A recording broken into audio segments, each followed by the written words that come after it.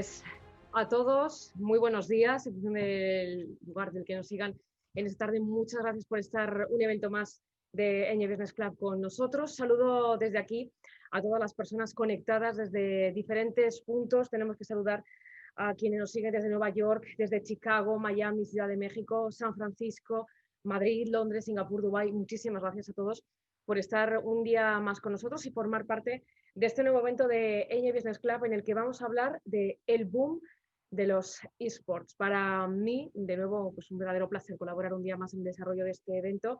Para quienes no me conozcan, soy Lorena García, periodista, copresentadora en este momento del programa Espejo Público de Antena 3. Es un programa pegado a la actualidad diaria que es referente informativo aquí en España. Para los que no conozcan aún Ñ Business Club, es el primer club mundial de líderes hispanohablantes que reúne a CEOs y altos directivos, startups, inversores a través de una innovadora plataforma digital y de eventos exclusivos como este que hoy un día más nos reúne. Dada la situación excepcional que estamos viviendo, esta pandemia, todos los eventos que estamos celebrando son en este formato, vía online, pero en cuanto recuperemos cierta normalidad, y ojalá que sea pronto, se van a celebrar de forma presencial y además en cada una de nuestras sedes.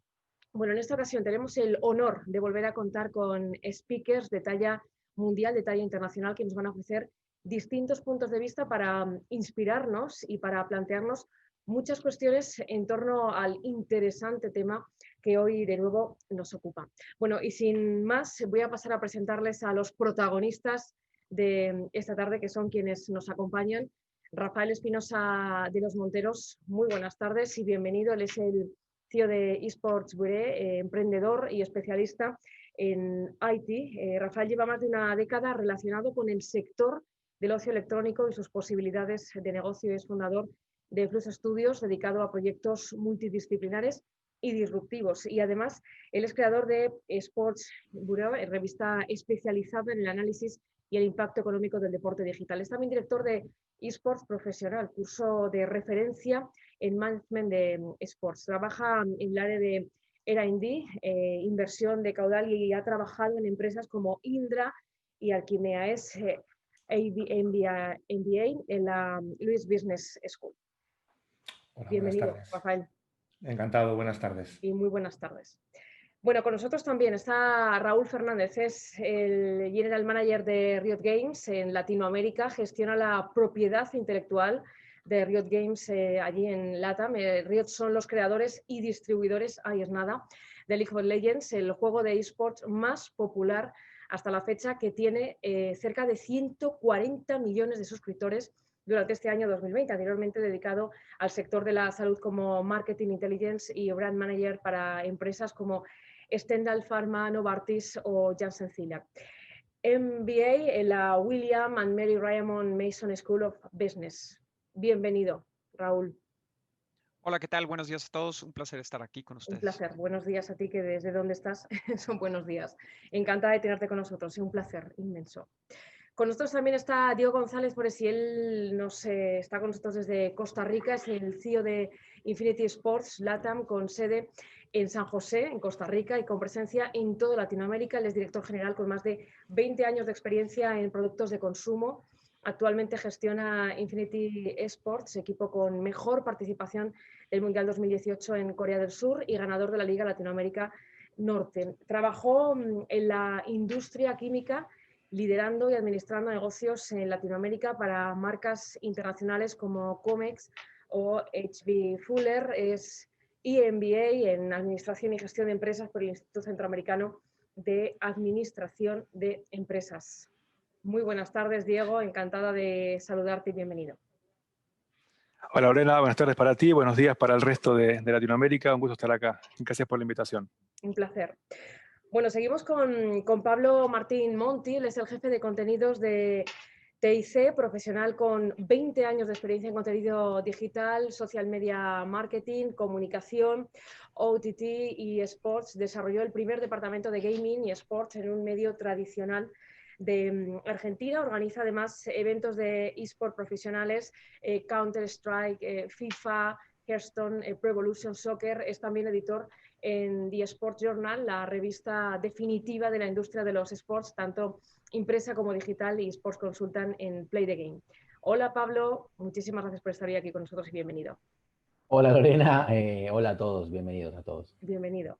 Bueno, como suponemos que todos se conocen, y más en los tiempos que corren, esta plataforma que hoy nos reúne a todos, Zoom, solo recordarles que hay un chat justo debajo de sus pantallas y ahí se pueden comunicar entre unos y otros. Tienen además la aplicación pregunta y respuesta. Aquí se puede plantear todas las dudas que tengan, que les vayan surgiendo durante el evento, durante la presentación en la sección, esta sección que les digo de Zoom, pregunta y respuesta. Las vamos a revisar y a seleccionar y al final del evento vamos a trasladarlas a nuestros ponentes. La funcionalidad levantar la mano está desactivada y bueno, para que todos echen cuentas estaremos reunidos aquí hasta las 7 de la tarde. Bueno, y ahora ya sí, vamos a comenzar, si le parece, esta mesa redonda sobre los deportes electrónicos, sobre los eSports. Es un fenómeno que se lleva cociendo, podríamos utilizar la expresión a fuego lento, desde hace más de una década y que presenta unos números que son espectaculares. Millones de espectadores se conectan cada día. Así que, bueno, vamos a comenzar con una primera aproximación. Les voy a lanzar esta pregunta a cada uno de los ponentes. Sí que os pido que sea pues, una reflexión mínima, a modo prácticamente, en pocas palabras, de aproximación, que nos expliquéis de qué manera o qué definición daríais vosotros a qué son los eSports, si podríamos calificarlos como un deporte, como un fenómeno, como un negocio. Comenzamos, si os parece, con Rafael. Voy contigo. Rafa, ¿qué definición darías tú? Bueno, yo creo que la definición es, entre comillas, sencilla. Son competiciones profesionales de videojuegos, ¿de acuerdo? ¿Esto lo equipara a los deportes? Bajo mi punto de vista, luego lo debatiremos, no. Para mí, ¿qué son los eSports? Para mí son una industria que se está empezando a consolidar, que aúna tres elementos, bajo mi punto de vista: una parte competitiva, que no deportiva, por eso hacía la distinción, una parte cultural, una parte tecnológica, y todo ello encaminado hacia un fin, que es dar entretenimiento, que para mí realmente, si lo tuviese que comparar con algo, sería con el entretenimiento. Esa es la clave. Gracias, Rafa. Te has ceñido más que al tiempo. Intento hacerlo todo lo mejor posible. Raúl, ¿cómo definirías tú los eSports? Yo, al contrario de Rafael, yo sí los clasificaría más del lado deporte. Si bien los videojuegos creo que pueden tener dos ramificaciones y la parte de entretenimiento, pero ya como lo estamos viviendo ahora, creo que los deportes, si nos apegamos a la definición estricta de lo que dice la Real Academia de la Lengua, es una actividad física ejercida como juego o competición cuya práctica supone entrenamiento y sujeción a normas, ¿no? Entonces, si nos vamos a esa definición estricta, si bien los movimientos que hacen los jugadores de deportes electrónicos son distintos a los que haría un deportista tradicional, sí suponen un entrenamiento, sí están sujetos a ciertas normas, ya hay una organización en equipos de organizaciones, de torneos, y por ende, como lo vemos ahorita, sí lo clasificaría como un deporte, pero como bien dice Rafael, pues también tiene un componente de entrenamiento y no todos los videojuegos son deportes electrónicos, pero sí pueden algunos tener este componente deportivo. Perfecto, Raúl. Bueno, hoy vamos a poder entrar más en materia en todo esto, pero como primera aproximación, desde luego, es buen aperitivo. Diego, en tu caso, ¿qué definición podrías darnos de los eSports? ¿Qué son para ti? Yo pienso que los eSports son la pata competitiva de los videojuegos, ¿no? O sea, y como tal, pues presentan un ecosistema, como comentaba Raúl, donde hay ligas, hay clubes, hay jugadores, pues con lo cual hay competencia. Y por ende, pues al haber competencia, un ganador, un perdedor, pues es muy fácil asociarlo a los deportes. También estoy de acuerdo con Rafael. Creo que si tuviera que darte una definición así como fina y pura, te diría que son la amalgama perfecta entre deporte, entretenimiento y tecnología, ¿no?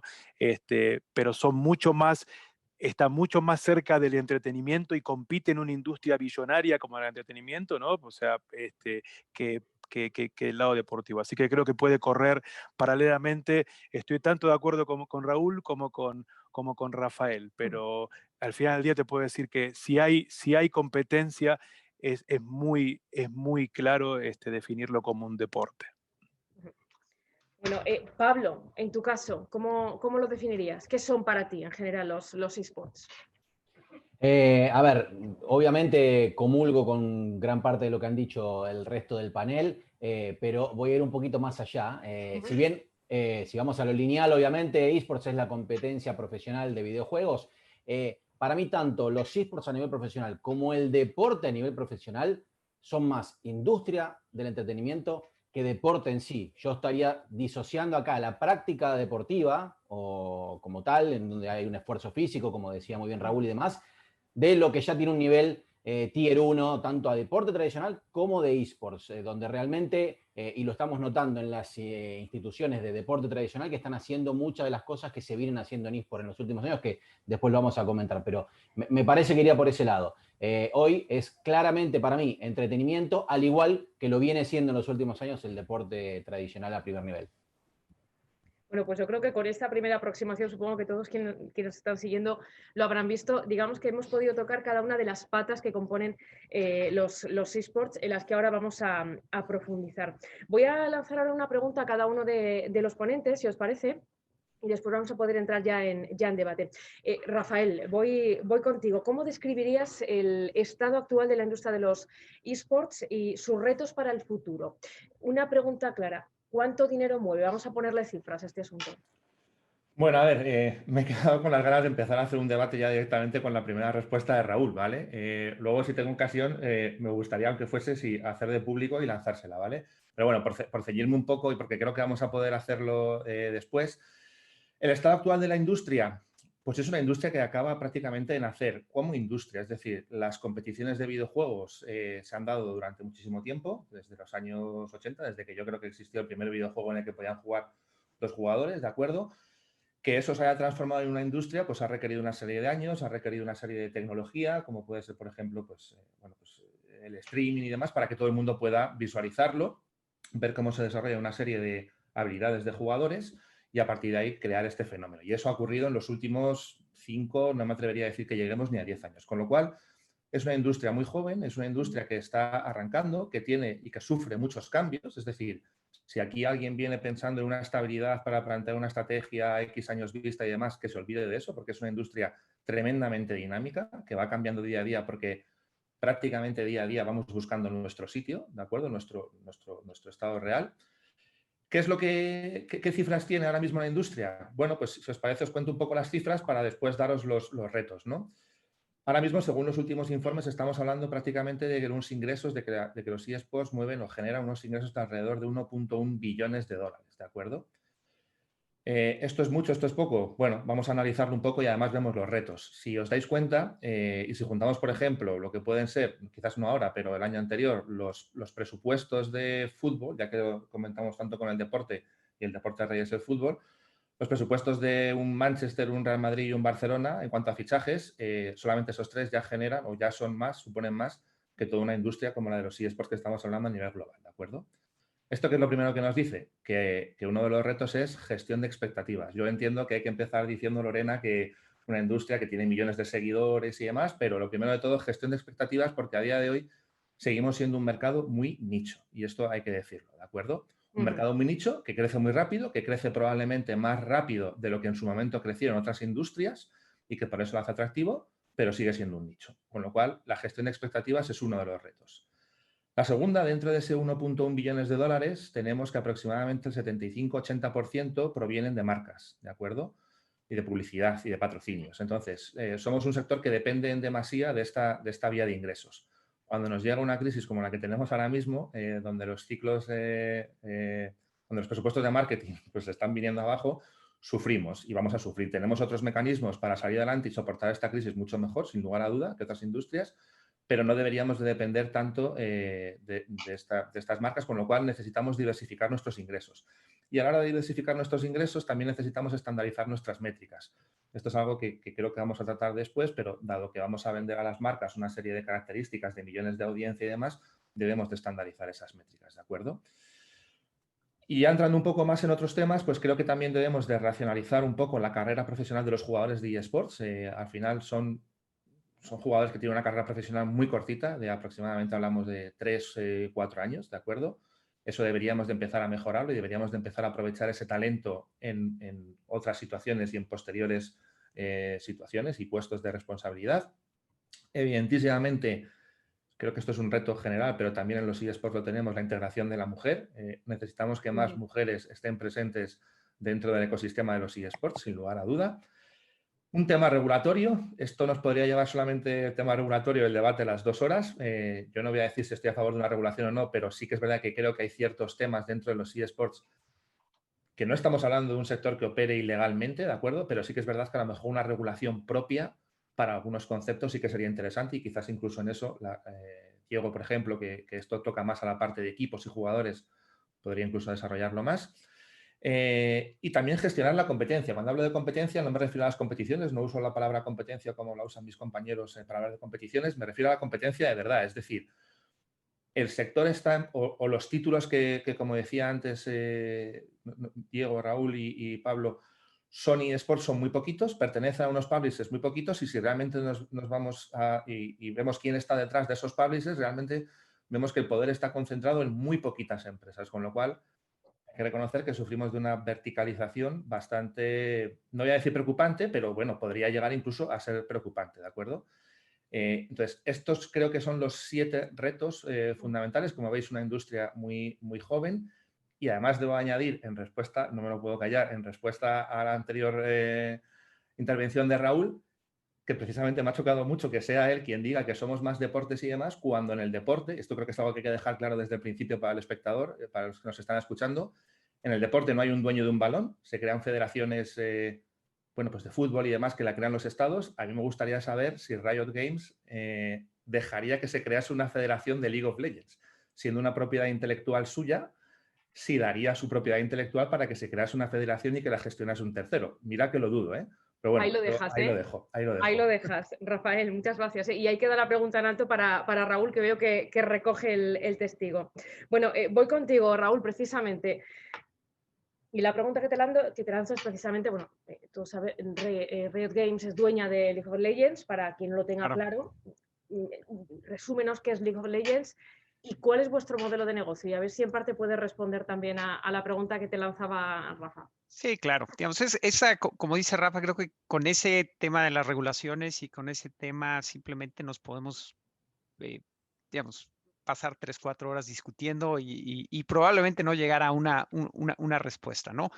Pero bueno, a fin de cuentas, League of Legends tiene 2 vertientes. A fin de cuentas está la parte de entretenimiento y la parte del juego, en donde pues nosotros publicamos el juego de manera gratuita y a través de microtransacciones y a través de la oportunidad de personalizar la experiencia de juego, los jugadores pueden o no escoger, digamos, comprar, digamos, aditamentos estéticos que les ayuden a personalizar su experiencia de juego. Esto de ninguna manera tiene un impacto dentro del juego, entonces eso es lo que nos ayuda a nosotros a mantener una equidad competitiva, ¿no? Es un juego pay to win, en donde quien pague más tenga una mejor experiencia de juego. Para nosotros lo que queremos es que independientemente del dinero que alguien escoja o no gastar dentro del juego, pueda disfrutarlo de la misma manera, ¿no? Y por otra parte está la vertiente de los deportes electrónicos, que es el tema que nos trae acá, que es justamente la organización de las ligas competitivas de League of Legends y ahora de otros juegos que vienen, digamos, un poquito detrás de League en las diferentes regiones geográficas en donde nosotros tenemos presencia, en Latinoamérica, en Asia, en Norteamérica, en Europa, en todo el mundo, ¿no? Entonces, nosotros, como bien lo menciona Rafa y como bien lo mencionaron los demás panelistas, pues a través de patrocinios, a través de participación de empresas que quieran invertir en la escena competitiva en conjunto con inversión hecha también por Riot Games, desarrollamos estos modelos para generar una autosustentabilidad. Y creo que estamos todavía algunas regiones más lejanas que otras y creo que hablando de la madurez que hablaba también Rafael en la pregunta anterior, pues creo que el nivel de madurez depende también de la región geográfica, porque a fin de cuentas los deportes electrónicos han sido un fenómeno que no han llegado a todo el mundo al mismo tiempo y con el mismo nivel de inversión y con el mismo nivel de interés. Obviamente ahorita regiones como Latinoamérica, que vienen a lo mejor un poquito más rezagadas, están empezando a tomar este camino, pero todavía estamos lejos de una madurez. Necesitamos obviamente tener más equipos, por ejemplo, como Infinity, que están dispuestos a ver esto como una inversión si bien no a súper largo plazo, por lo menos a mediano plazo, y saber que los retornos no van a ser de inmediato como ellos digamos, a lo mejor algunas organizaciones lo tienen visto, y obviamente sabiendo que esto todavía está evolucionando. Estamos todavía en los primeros pasos y también tenemos que hablar de una evolución también independientemente también de los juegos. No podemos hablar de esports en general porque hay juegos y hay publishers que han invertido más, que han desarrollado más, que han logrado que ciertos juegos tengan mucho más impulso que otros títulos que a lo mejor están más impulsados por la comunidad que por una inversión de compañías o de publishers, ¿no? Entonces creo que tenemos que separar la madurez de las regiones, la madurez de los juegos, la madurez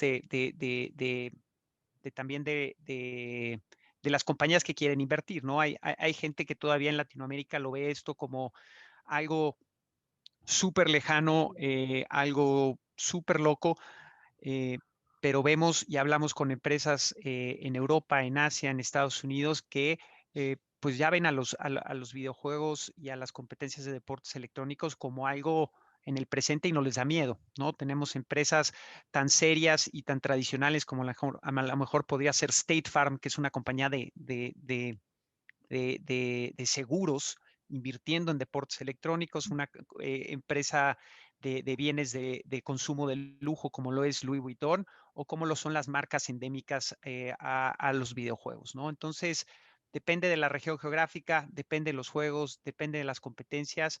Es difícil hablar ahorita de una madurez, estamos todavía en un proceso de evolución y de crecimiento, pero habemos incluso regiones que estamos más rezagadas que otras. Bueno, perfecto. Lo bueno de este evento, como decimos, es que se pueden tocar prácticamente todas las facetas que tienen los esports y una de las claves, por supuesto, son los equipos, ¿no? Tenemos con nosotros a Diego de Infinity Sports, que es uno de los equipos más importantes de Latinoamérica. Y Diego, la pregunta que te lanzo ahora mismo es ¿cuáles son los retos detrás de gestionar un equipo como el vuestro? Y cuéntanos, ¿cómo es vuestro día a día para que lo podamos entender todos en esta aproximación que vamos a hacer todos en los esports? Gracias, Lorena. Bueno, yo primero hablo de club y no de equipo. Nosotros somos una empresa que tiene tres pilares fundamentales. El primero es el deportivo. Contamos con 10 equipos compitiendo en 9 esports distintos. Tenemos 70 pro players, digamos, dentro de la nómina. Y obviamente, si hubiera hablar de la parte deportiva primero, pues el reto más importante que tenemos, y creo que Rafael lo comentó inicialmente, es el desarrollo del talento. Son carreras muy cortas. Son chicos acostumbrados a una dinámica laboral completamente distinta, ¿no?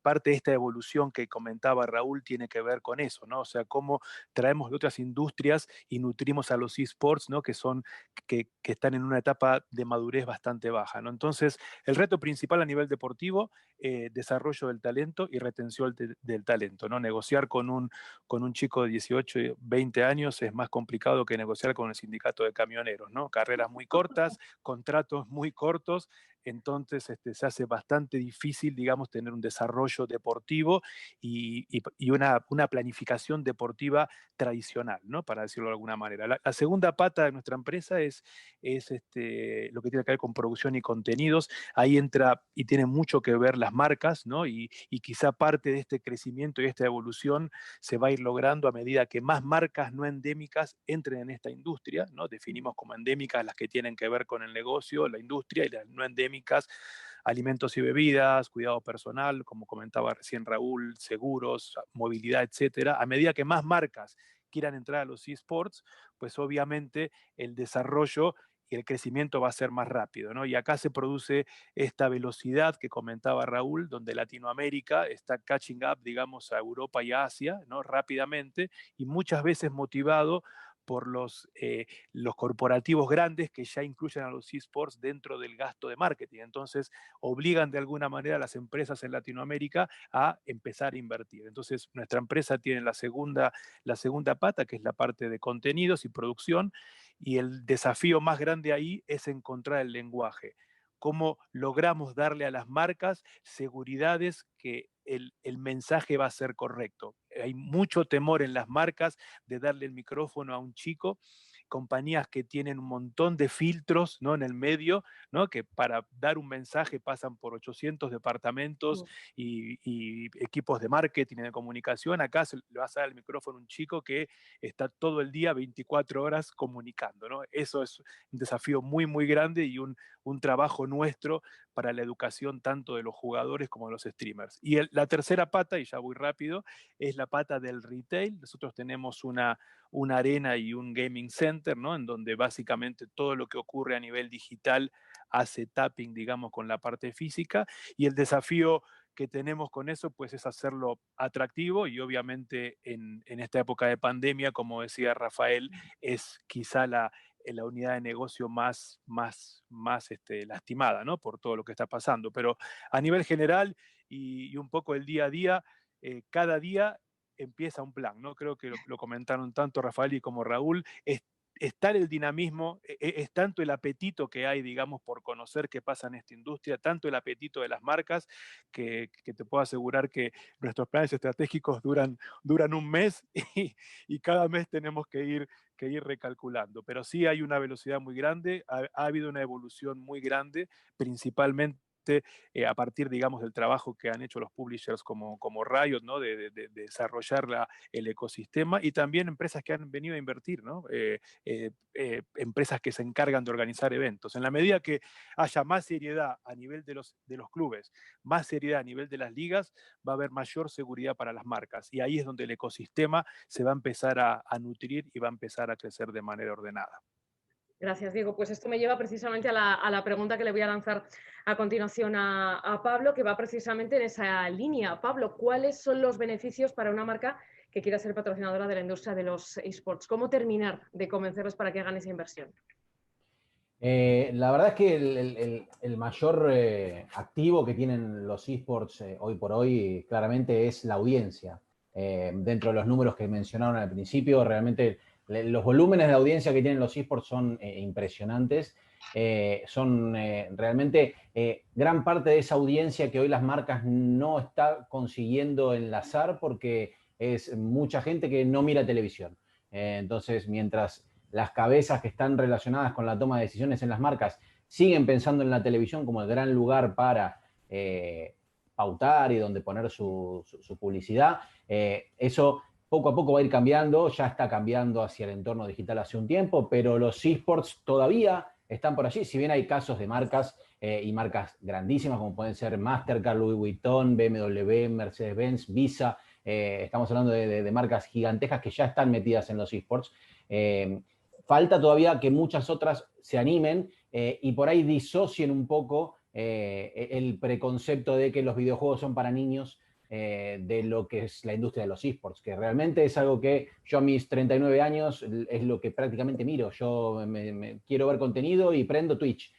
¿Trabajo con esto? Sí, pero bueno, me ha seducido y ya entiendo a la partida competitiva de videojuegos como una competencia táctica, técnica, estratégica, donde realmente uno lo puede pensar hasta comparado con el deporte tradicional. Hay dos que se paran como delanteros, uno en la mitad de la cancha, dos abajo. Esto llevado a un mapa o al escenario de League of Legends o a un escenario de Counter-Strike, donde hay todos lugares para colocar. Después está el tema del lenguaje, ¿no? Colocar una bomba, cosas por el estilo, que Riot Games muy bien está haciendo con Valorant, de cambiarle la nomenclatura a esas cosas para abrir un poco el camino. Pero acá el gran activo para mí es la audiencia y es a donde las marcas necesitan llegar hoy, porque no solamente es ese bloque de chicos de 15 a 25 que pueden pedirle al padre que le compren algo, sino que muchísima gente de 25 a 35 con ya buenos puestos de trabajo, con buenos ingresos, con posibilidad de compra, que están ahí, y así todo se puede empezar a trabajar en esa generación un poquito más chica para que en 2, 3, 5 años ya tengan a esa marca en la cabeza y cuando tengan que hacer esa inversión sea la primera que le venga. Perfecto, muchísimas gracias a los cuatro. Y si os parece, ahora vamos a entrar en esas preguntas que nos permiten también hacer algo de debate. Y yo, por explicar también a nuestra audiencia cómo va a ser el proceder, voy a lanzar la pregunta a uno de los ponentes, pero después pues cada uno de los panelistas puede obviamente intervenir y dar también su propio punto de vista sobre la cuestión que vamos a analizar. Y la primera de ellas, enlazando precisamente con la reflexión que nos lanzaba Pablo, es por ahondar un poquito más en cuál es la audiencia del sector y cómo se mide, ¿no? Rafa, no sé si tú quizá nos puedes responder mejor a esta cuestión en primer lugar. Bueno, realmente es continuar un poco lo que decía Pablo, ¿no? Yo creo que lo primero que tenemos que entender es precisamente lo que comentabas, esas audiencias. Estamos hablando fundamentalmente, yo creo que de dos franjas bastante importantes, una franja de 18 a 24 años, una franja de 25 a 35, con lo cual creo que aquí también ya empezamos a desmitificar un poco eso de que los eSports son para chavales. Bueno, sí, son gente joven, pero llegan hasta los 35 en gran cuantía, ¿no? Eso por un lado. Segundo, algo que ha apuntado muy bien Pablo es, esto es una generación, o los eSports, la gente que está, y lo que atrae precisamente a las marcas es que es una generación que no está en los medios tradicionales, ¿no? Esta audiencia no está en la televisión, no está en prensa, no está en radio, utilizan sus propios canales, utilizan Twitch, utilizan YouTube, utilizan diferentes redes sociales, se comportan de forma diferente, es decir, esto no es una audiencia pasiva como a lo mejor los de mi rango de edad que nos sentamos a ver la tele tranquilamente después del trabajo, estamos hechos polvo de todo el día y no hacemos nada más. Aquí están continuamente, ya no son capaces de tener dos pantallas, ahora son capaces de tener tres, es decir, pueden estar viendo la competición, pueden estar chateando, pueden estar mandando un tweet, sacándose un vídeo para TikTok. Es algo impresionante, ¿no? La velocidad a la que funciona la mente de esta gente, de estas nuevas generaciones, es increíble. Con lo cual no están en la televisión. Ese es un punto que yo quiero recalcar de lo que ha dicho Pablo y recalcar que todos los intentos que se han hecho por introducir los eSports en la televisión han acabado más o menos en fracaso, ¿de acuerdo? Entonces, bueno, este es el tipo de audiencia al que nos tenemos que acostumbrar y es una audiencia que además, luego ya si entramos a nivel particular, dependiendo de cada eSport, y quiero destacar lo que ha dicho Raúl, es un mundo diferente. Es decir, no es lo mismo el espectador que ve League of Legends que el espectador que ve FIFA, que el espectador que ve un shooter, ¿de acuerdo? No suelen solaparse demasiado. Hay coincidencias, pero no suelen solaparse demasiado, ¿de acuerdo? Eso en cuanto a la audiencia. Ahora, en cuanto a cómo la medimos, bueno, pues una de las ventajas, y por eso lo decía al principio, de que considero que los eSports tienen un elemento tecnológico muy diferente al de otro tipo de deportes tradicionales, es que nosotros, a mí no me gusta mucho esta frase, pero es cierta, somos nativos digitales. Es decir, esto ha nacido, como decía al principio, de unas capacidades de streaming que han hecho que yo ahora sea capaz de ver cómo un jugador de Corea juega contra un jugador de Estados Unidos en un servidor que yo que sé dónde está y con unos espectadores en una competición que organiza otro continente, ¿no? Esto es así. Al principio teníamos una serie de problemas a la hora de medir. A nivel tecnológico esos problemas están solucionados. ¿Cuál es el problema que tenemos actualmente en el sector? Que la tecnología es un arma de doble filo y nos permite tener demasiados parámetros que medir, ¿de acuerdo? ¿Esto qué significa? Por ejemplo, los que conozcan el mundo de la televisión sabrán que hay un único parámetro, el GRP. Puede ser un parámetro mejor o puede ser un parámetro peor, pero todos nos comparamos en base a lo mismo. Lo mismo puede ser muy bueno o muy malo, pero todos en base a lo mismo. ¿Qué es lo que ocurre en los eSports? Pues que para que os hagáis una idea, tenemos como 5, 6, 7 KPIs diferentes que podemos medir. Podemos medir audiencia media, podemos medir picos, podemos medir espectadores únicos acumulados. Podemos medir un montón de cosas, ¿no? ¿Cuál es el problema? Y lo engancho con otra de las cosas que hemos estado hablando, las marcas. Hemos dicho que el sector lo sustentan al 75-80% las marcas y que tienen que entrar más marcas, ¿de acuerdo? Estas marcas, evidentemente, van a querer entender cuál es el retorno económico, su ROI, si hacen una inversión dentro de los eSports. Entonces, cuando te dicen, bueno, dame datos para yo entender qué estoy haciendo aquí, ¿no?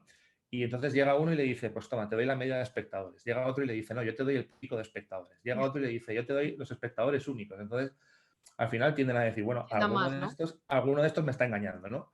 La verdad es que ninguno te está engañando. Lo que pasa es que cada uno está dando el parámetro que más le conviene, ¿de acuerdo? Es la marca la que tiene que, digamos, de alguna manera, no sé si entender o tener un agente intermedio, igual no es su función, pero tiene que entender qué parámetro le interesa para la determinada acción o el determinado propósito que tenga dentro de los eSports, ¿de acuerdo? Entonces, pues no es lo mismo que a lo mejor quiere rejuvenecimiento y yo que sé que pueda medir, que el que a lo mejor dice, yo quiero exposición, y le dices, espectadores únicos, ya, pero es que un espectador único puede ser que un streaming de 3 horas ha entrado una persona durante 3 segundos. Juraría que eso no debe de ser un valor muy interesante para una marca que está metiendo dinero en los eSports, ¿de acuerdo? Entonces, el problema fundamental que tenemos no es que no sepamos medir, sino que realmente tenemos que establecer una estandarización de métricas. Es decir, deberíamos de ser capaces como sector y como industria de decir, si queremos obtener, estos son los parámetros estándar que tenemos, en función de las necesidades que usted tenga como marca, pues tiene que utilizar un parámetro u otro. Ese es el gran hándicap que tenemos actualmente. Y ya llevándolo incluso un pasito más allá. Por terminar, Rafa, sí, por dejar abrir debate sobre esta cuestión, por ir resumiendo, digo. Sí, no, y simplemente, aparte de resumir, decir que si incluso queremos ir más allá, queremos establecer, por ejemplo, un modelo de derechos, no voy a decir de televisión, pero de derechos de streaming y demás, como se ha llevado a cabo, por ejemplo, en el fútbol, es fundamental qué clase de gestión de derechos vamos a llevar si no sabemos lo que estamos midiendo, ¿no? Simplemente eso, y luego espero que me dé tiempo a la contrarréplica, que seguro que Vaya, réplica y contrarréplica. Bueno, vamos con, no sé si Diego, por ejemplo, puedes aportar algo también a este debate. A ver, me parece que lo que comenta Rafael es valioso, pero yo le preguntaría si si para la televisión no es atractivo los eSports, ¿por qué tantas televisoras están viendo cómo entrar? ¿No? O sea, y claramente la respuesta a esa pregunta pues la tenemos en que estas audiencias, estos chicos entre 18 y 35 años que componen más del 50% de las audiencias son consumidores y obviamente, como comentamos anteriormente, son chicos que no leen periódico, no escuchan la radio y no ven televisión. Entonces van por las plataformas propias, digamos, de los eSports. Entonces, yo creo que sí hay un apetito de las televisoras por entrar. Lo que todavía no se ha logrado de manera eficiente es encontrar el lenguaje, es cómo lograr que alguien se siente frente al televisor, cómo hacer que un chico que está acostumbrado a un dinamismo tremendo, ¿no? Pueda sentarse a algo, digamos, donde no hay esa velocidad, digamos, de gestión como pasa cuando ve una plataforma, ¿no? Así que creo que sí, yo creo que hay un apetito, me parece que vamos a llegar a ese punto en el cual la televisión normal va a ser capaz de transmitir y de captar esas audiencias. Lo que sí, y acá comparto con Rafael, ¿cómo vamos a hacer para medir después todo esto que él dijo y sumarle el rating? Va a ser otro algoritmo que todavía no sabemos cómo va a funcionar, ¿no? Pero yo creo que sí, algo, ¿eh? Habrá que inventar algo para sumar el rating a todos estos CPU y todo lo demás que comentaba Rafael. Pablo, por aportar algo más de que lanzábamos precisamente con tu reflexión inicial. No, a ver, yo escucho y de nuevo, somos todos generacionalmente de los que nos criamos con la televisión. Mi pregunta es, ¿por qué la gente que está en el ambiente digital y consume en Twitch tiene que ir a la televisión? ¿Por qué queremos que pase eso? Y ahí está el gran kit de la cuestión. Yo creo que el grandísimo desafío que tiene la televisión como industria hace años, potenciado con el fenómeno de los eSports, es cómo se reinventa en el escenario de un mundo tan digital y con tanta oferta. Estamos hablando de, si querés, eSports, Disney+, Netflix, Prime, y sigue la lista y va a crecer la lista. Entonces, el funcionamiento habitual de contrato un cable operador y tengo 70 canales de los cuales miro 3, viene desapareciendo en Estados Unidos el cable cutter o cord cutter, como se llame el fenómeno, viene creciendo en el mundo lo mismo, en América Latina, en Argentina está pasando y estamos con problemas cambiarios y un montón de situaciones. Me refiero a la cabeza, el problema tiene que cambiar y no es, bueno, ¿cómo hace la televisión? Hay una frase histórica que dice, hay que ir a donde está la audiencia y esa es la clave. Va a ser muy difícil que la televisión o quien sea se lleve a los millones de espectadores que están en Twitch o en la plataforma similar que sea, hacia su lugar. Y no tiene que buscar eso, tiene que buscar de qué manera complementarse. O estar en Twitch y en esas plataformas, o bien saber qué contenido poner en televisión. Por eso, los canales de televisión hoy que tienen eSports, muy pocos ponen una competencia completa por temas de duración y un montón de cosas más. Pero sí hay programas de highlights, programas de análisis, programas de polémica, donde se hace una interacción. Pero ahí ¿a quién están yendo? Al público que no está en Twitch. No están yendo al chico que está en Twitch que vaya a ver ese programa en televisión. No, espera y lo mira on demand en la plataforma digital de ese canal de televisión, porque viven ahí, porque lo miran en el celu, acostado en la cama, en el sillón, en el auto, en el colectivo. Es otra cabeza. Bueno, eso también podría aportar yo aquí algo, que de televisión también algo sé. Creo que más o menos estamos todos un poquito de acuerdo, ¿no? Os veía... Me gustaría aportar algo, y creo que una de las cuestiones justamente que hablan de por qué la televisión o por qué, digamos, los medios digitales. Nosotros hemos estado hablando muy cercanamente con la gente de Televisión Azteca, con quienes tenemos ahorita un trato, y justamente ellos entienden que lo que necesitan es ver cómo se complementan los diferentes canales.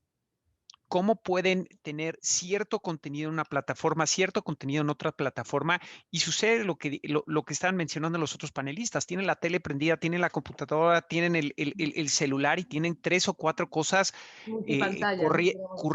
ocurriendo al mismo tiempo. El chiste es encontrar qué hace cada uno de estos canales importante para ellos, qué contenido van a estar consumiendo en cada uno de estos lugares, porque, digamos, no sé de dónde es esta frase, pero nosotros nos regimos mucho por eso, que es content is king. Se van a ir donde esté el contenido y donde realmente les vaya a aportar algo el contenido o el canal en donde estén viendo. La gente ya se dio cuenta que si es por Twitch o si es por YouTube, se van a ir a donde esté y van a seguir el contenido que ellos quieren ver. Lo vimos con Ninja. Ninja se cambió de plataforma, a Ninja le valió un soberano cacahuate, y aunque se salió de Twitch, la gente lo siguió a donde estaba el contenido que ellos querían ver, ¿no? Por otro lado, creo que una de las cuestiones que no tocamos ahorita es justamente la habilidad de la gente de dar una retroalimentación en vivo. Si alguien lo está disfrutando, uno se da cuenta en ese momento, ¿no? Entonces es muy fácil el poder estar haciendo pivotes, el poder estar adaptándonos, el poder estar constantemente mejorando esto, porque los espectadores pasaron de ser pasivos a ser exigentes, a levantar la mano, a expresar sus opiniones, a decir qué les gusta, qué no les gusta.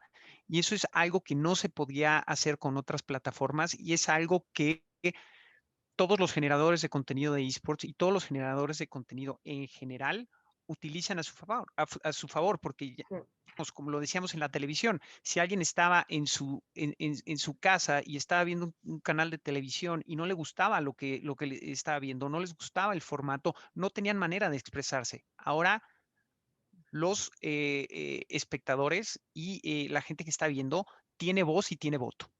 El feedback es fundamental. Bueno, avanzamos contigo precisamente, Raúl, y la pregunta que te lanzo es, creo que ya ha quedado más o menos claro, pero bueno, por ahondar, ¿os consideráis una industria madura, sobre todo desde el punto de vista competitivo y a la hora de comunicar por todos esos puntos débiles que habría? ¿Y qué creéis que falta para que podáis seguir mejorando? Creo que de ninguna manera somos una industria madura, ¿no? Creo que, como bien lo expresó Rafael, creo que incluso los montos económicos que se vienen manejando todavía están muy distantes de lo que pueden generarse en otros deportes. Digamos, lo vimos este año, digamos, en la NFL, hubo un tipo que por un contrato de 10 años le dieron un contrato de $550 millones. Digamos, es la mitad de lo que se genera en los esports, ¿no? Pero definitivamente es una industria que viene creciendo a pasos agigantados, que viene tomando importancia, y por eso que todo el mundo lo está volteando a ver, no porque en este momento sea la industria más grande o sea la industria más poderosa, pero está en camino de poder llegar ahí. Y de nuevo, quiero hacer un énfasis que incluso dentro de este mismo proceso de maduración que tiene la industria de los esports, hay estratos y hay bloques que van a diferentes velocidades y que van evolucionando de manera distinta. No podemos comparar el fenómeno de los deportes electrónicos en Corea o en China con el fenómeno de los deportes electrónicos en Latinoamérica. Esperar números similares, esperar un engagement por parte de patrocinadores, de marcas, de canales de difusión de la misma manera sería erróneo, porque de ninguna manera podemos llegar ahorita en ese momento a ese nivel de madurez, ¿no? estamos hablando de países que empezaron a adoptar este tipo de contenido, este tipo de competencias y cuya incluso su infraestructura de servidores, cuya infraestructura de conectividad de Internet es muy distinta a la que nosotros tenemos todavía en este momento en Latinoamérica, ¿no? Entonces, para poder llegar ahí, no solo tenemos que avanzar los publishers, tienen que avanzar los equipos, tienen que avanzar los jugadores, tienen que avanzar las reglamentaciones también por parte de los gobiernos. Por ahí vi una de las preguntas que estaba en el chat de cómo involucrar a los gobiernos. Pues bueno, en algún momento obviamente esto se tiene que también organizar para tener cierto tipo de competencias. Riot ha estado hablando también con el Comité Olímpico Internacional para ver de qué manera se pudiera llegar a tener una competencia, como bien decía Rafael, no llevada directamente por Riot Games, pero tenemos que asegurarnos que a quien les cedamos nosotros la organización de un evento de este tipo tiene las capacidades para poder llevar a cabo esto. No se lo vamos a soltar a cualquiera y lo tenemos que hacer de la mano con ellos. Al nosotros ser los desarrolladores del juego y al el juego ser un ente vivo, porque no es un ente que ya paró de crecer y se lo podemos soltar íntegro a alguien más, tenemos que hacerlo en conjunto con alguien más, pero ese partner tiene que ser el partner adecuado.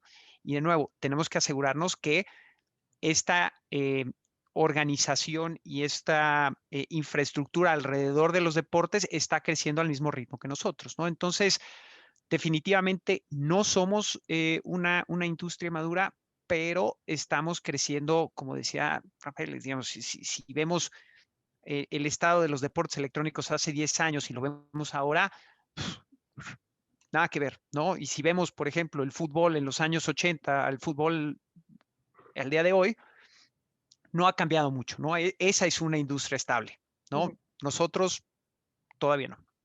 Evolución por delante, que es lo importante. Raúl. Exactamente.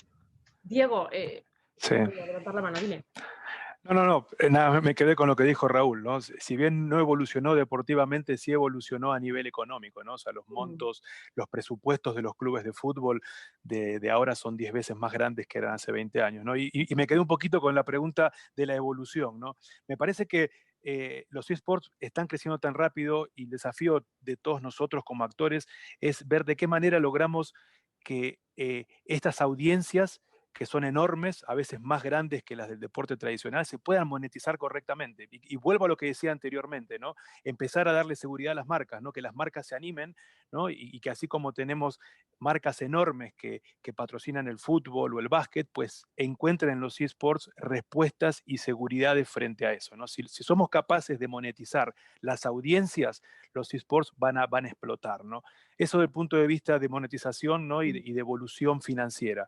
Y desde el punto de vista de evolución legal, nada más déjame comentar esto, creo que Raúl lo dijo recién, es crítico, y hay una pregunta en el chat, que los gobiernos empiecen a legislar, ¿no? Y creo que los eSports van a crecer mucho más cuando se institucionalicen, ¿no? Cuando seamos capaces de darle a un jugador una visa deportiva y que una liga que se juega en México pueda atraer talento de Perú, de Argentina o de Chile con una visa deportiva y no tengas que estar trasladando jugadores como si fueran estudiantes de un país al otro, ¿no? Y creo que esa parte, esa pata legal, ¿no? Es necesaria y sí tiene que haber un involucramiento a nivel gubernamental, ¿no? Y una legislación transversal para que estas ligas puedan empezar a moverse y a generar esto que hablaba al principio del desarrollo correcto del talento, cosa que sí ocurre en otras regiones, ¿no?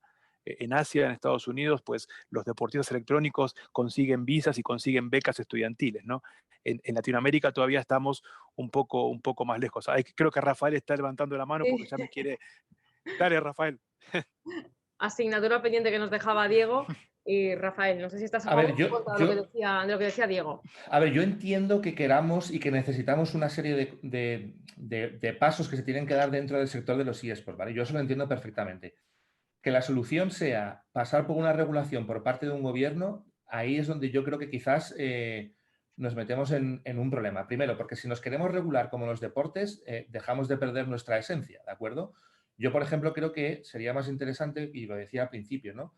establecer una serie de, bueno, de características propias para el sector. Cuando, por ejemplo, Diego comentaba el tema de, oye, no tenemos una visa para poder, para que un jugador nuestro entre fuera, ¿no? Ahí, por ejemplo, yo entiendo que eso en Latinoamérica es un problema, no lo tienen, digamos, tan sencillo como tenemos aquí en la Unión Europea.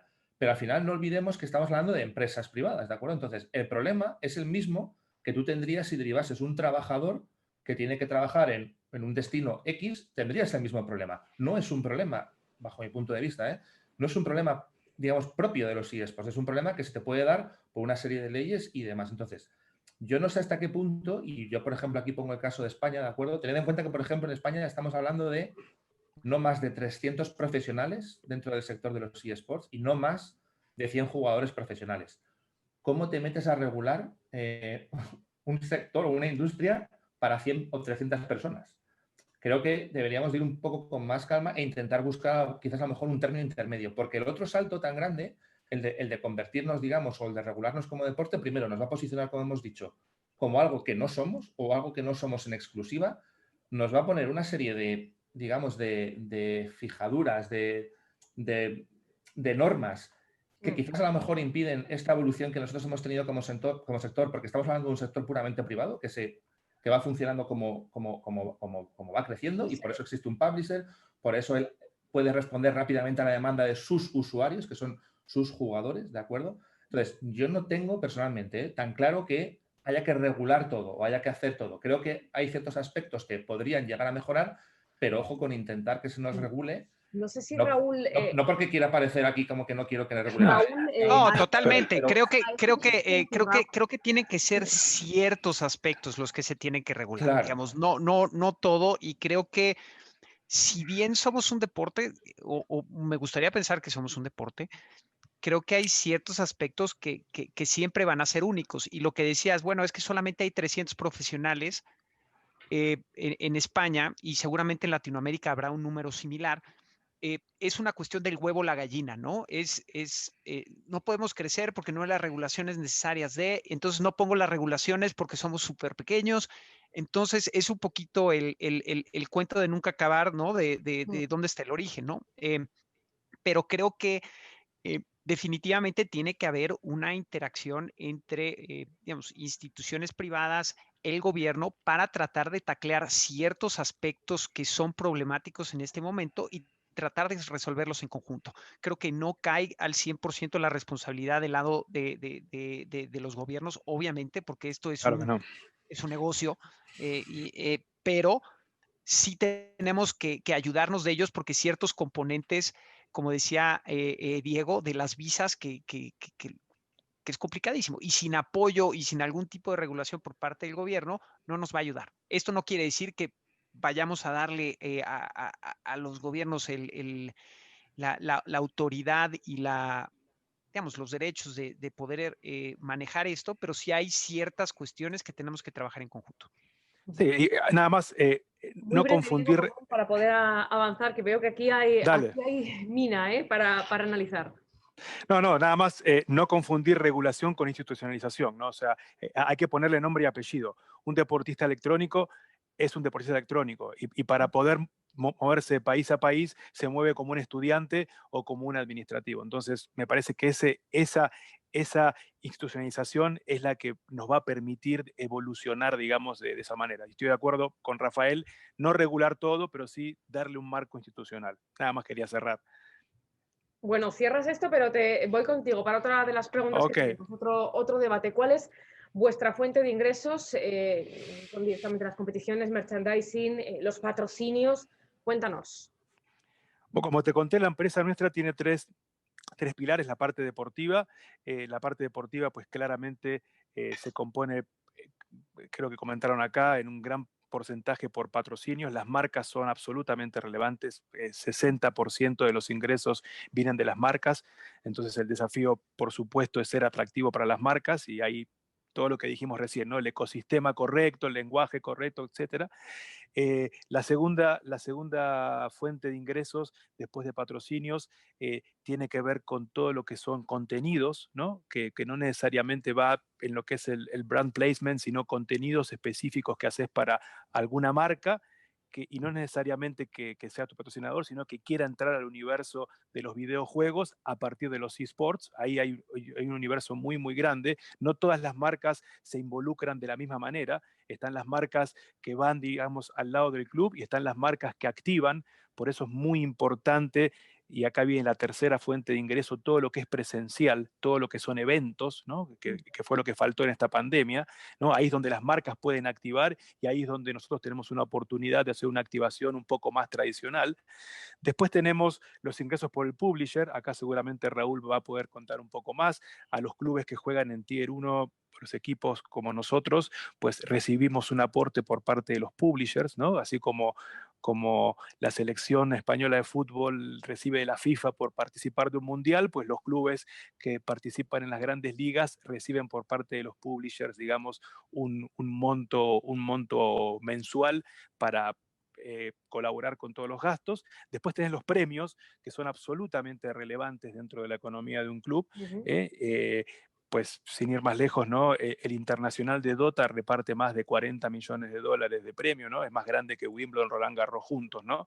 Y ahí tenés un montón de publishers que también tienen premios grandes. Raúl seguramente va a poder contar qué hace Riot con eso. Es un ingreso muy, muy relevante, pero así como es relevante para los clubes, es también riesgoso, porque, o sea, no podés planificar ganar un torneo, ¿no? Entonces, forma parte como de la economía marginal, ¿no? Y después tenés lo que es merchandising y lo que puede llegar a ser, digamos, broadcasting en un futuro, si somos capaces, digamos, de empezar a vender los derechos de televisación o de transmisión de las competencias, seguramente por ese lado va a venir también un flujo interesante de ingresos para los clubes. Hoy por hoy, esa línea de ingresos es prácticamente nula, salvo los clubes como los nuestros que tenemos, digamos, contratos con plataformas como Buya o como TikTok, que a partir de la generación de contenidos propios para las plataformas, recibimos un ingreso. Creo que Pero digo, el panorama podríamos decir que los completo. ingresos no son estables, ¿no? O sea, no se puede hacer una cuenta de resultados porque varían mucho, ¿no? Por lo que nos cuentas.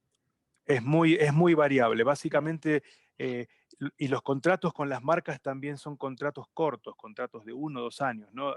Es un poco el signo de esta industria, ¿no? Es una industria muy, muy vertiginosa, muy dinámica, entonces son todos ciclos muy cortos, ¿no? Lo que estamos tratando de hacer nosotros y varios clubes más es tratar de alargar esos ciclos de vida, ¿no? Esos contratos más largos que te permitan planificar. Lo que sí te puedo contar es que en este año, a pesar de la pandemia, los patrocinios que renovamos tuvieron incrementos del 30-40% contra el año pasado. O sea que sí hubo un incremento, sí hay un apetito mayor de las marcas por ser parte de este ecosistema.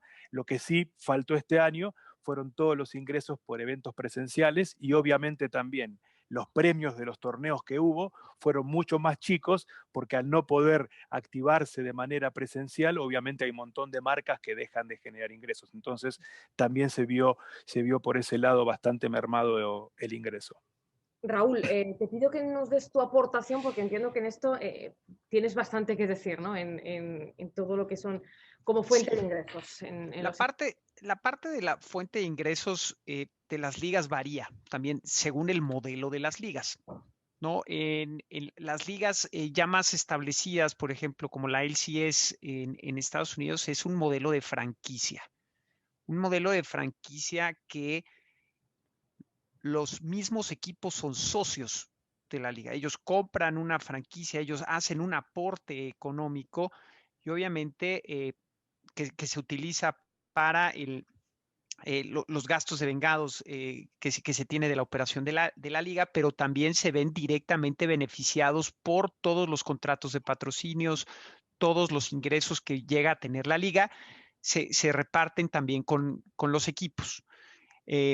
Para llegar a un modelo de franquicia se necesita tener instituciones que ya son muy sólidas económicamente, que pueden devengar este gasto, que ya resolvieron muchos de los problemas que está comentando Diego, ¿no? Que ya tienen una fuente de ingresos estable, que pudieron captar contratos a largo plazo y que como dice Diego, no dependen de planear ganar el torneo para seguir subsistiendo, ¿no? Digamos que ya tienen un sustento económico y pueden hacer cuentas a más de 3, 4 años, ¿no? Hay muchos equipos que desafortunadamente todavía no llegan a resolver esta ecuación y por ende su subsistencia está en peligro porque dependen del corto plazo, ¿no? En ligas como Latinoamérica, en donde nosotros todavía estamos tratando de impulsar, estamos tratando de encontrar estos socios comerciales y estos equipos que nos puedan servir como socios a largo plazo, nosotros todavía asumimos cierta responsabilidad y hacemos aportaciones precisamente para ayudarlos digamos, a subsistir en el corto plazo, que no se tengan que preocupar por cuestiones básicas, pero obviamente a la larga lo que queremos son instituciones lo suficientemente fuertes como para ser una sociedad con Riot Games y poder tener un ecosistema autosustentable de donde todos seamos partícipes. Sin embargo, esto todavía en Latinoamérica, todavía tenemos un camino por recorrer y tampoco podemos forzar a los equipos a estar listos, precisamente porque hemos sufrido también muchísimos cambios y muchos cambios también desde cambios de sede, cambios de formatos de competencia, etc., que pues desestabilizan un poquito a los equipos, ¿no? Pero a la larga lo que queremos es precisamente encontrar estos equipos con quien podamos tener una sociedad, con quien podamos formar una alianza y tener una liga a largo plazo. Que no sea inestable, ¿no? La financiación como... Exactamente.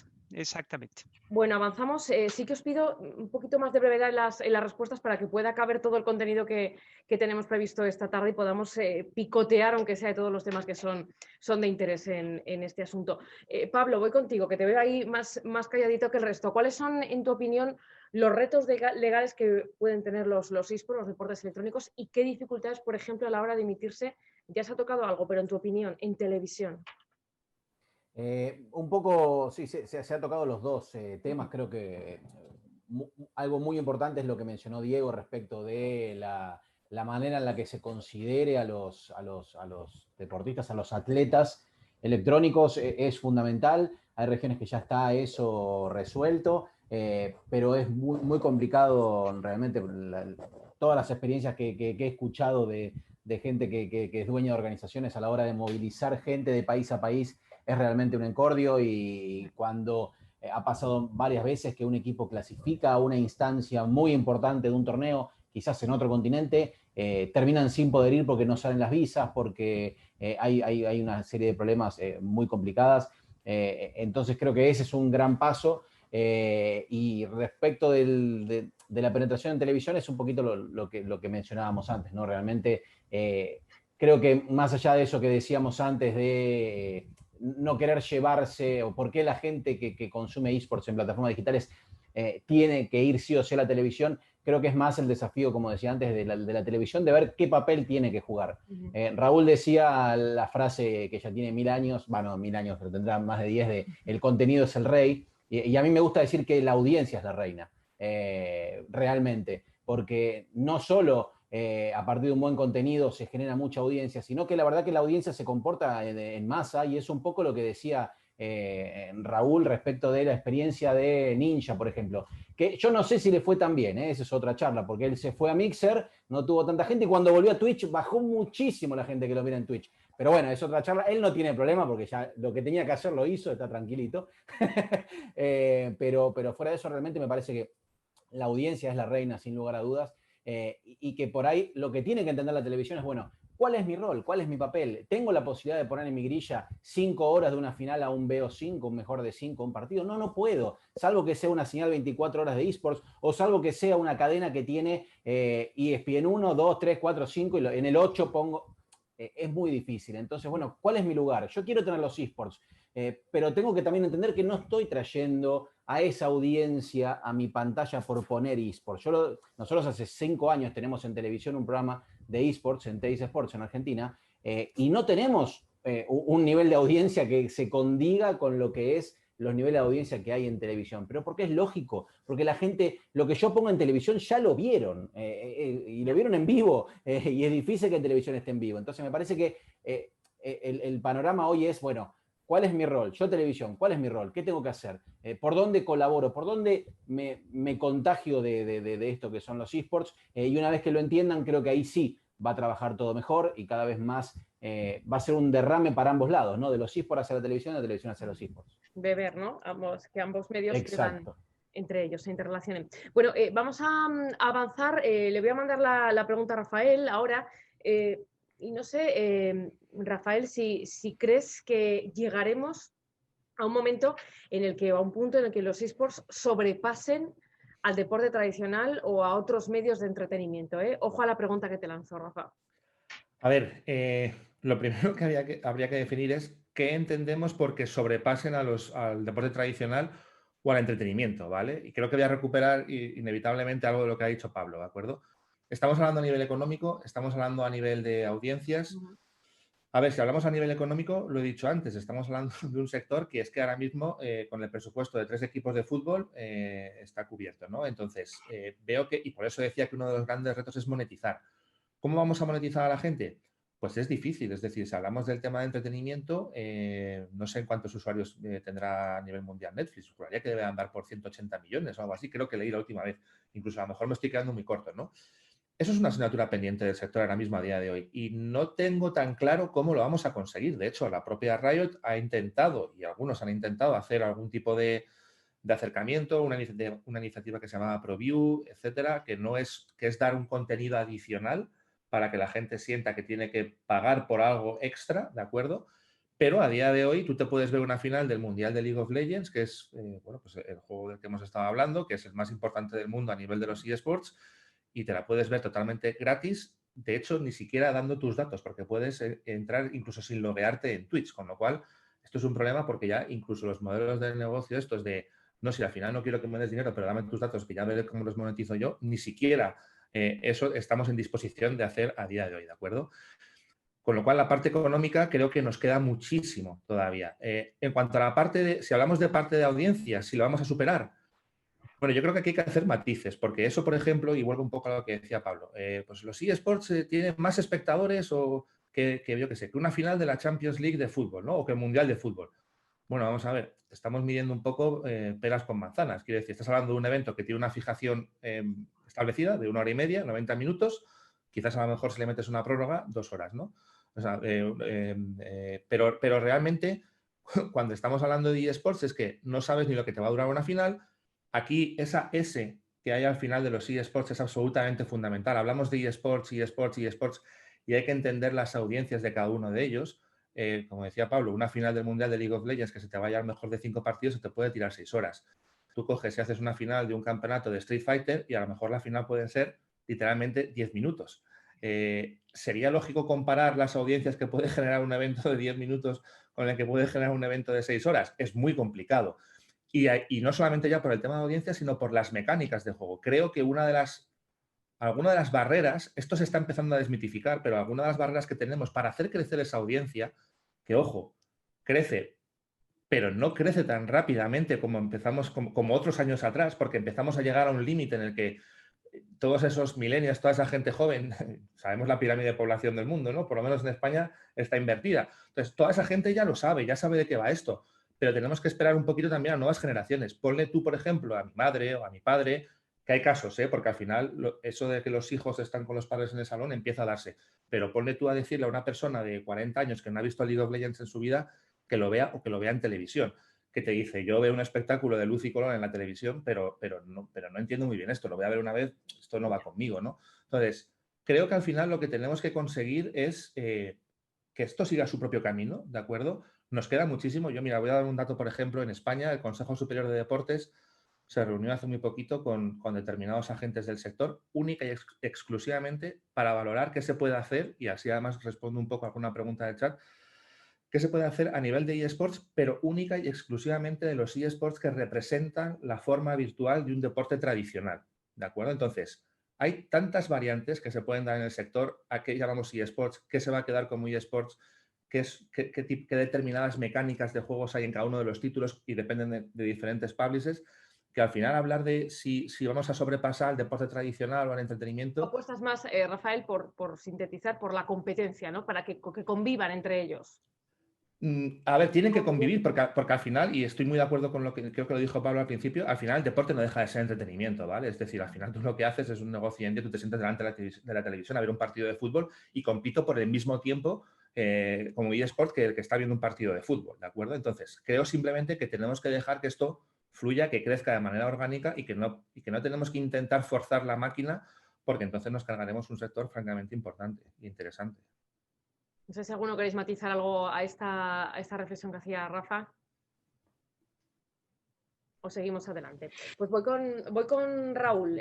Raúl, ¿cuál es la apuesta de los eSports para reducir, este es un tema, como sabéis, muy de actualidad, para reducir la brecha entre géneros y fomentar eso que ahora se llama inclusión, también en los eSports? No sé si esto lo estáis trabajando ahora mismo.